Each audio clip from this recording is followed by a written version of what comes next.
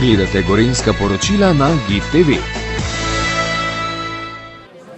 Ob božičnem času si velikokrat voščimo z dobrimi mislimi, obdarimo naše najbližje.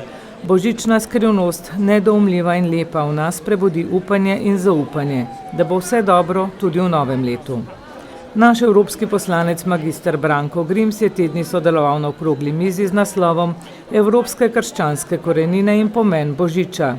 V predbožičnem Štrasburu pa so ga obiskali tudi domoljubi Slovenije in razgrnili veliko slovensko zastavo.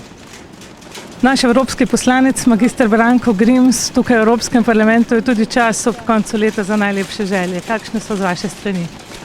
Predvsem vam želim vesel, blagoslovljen Božič.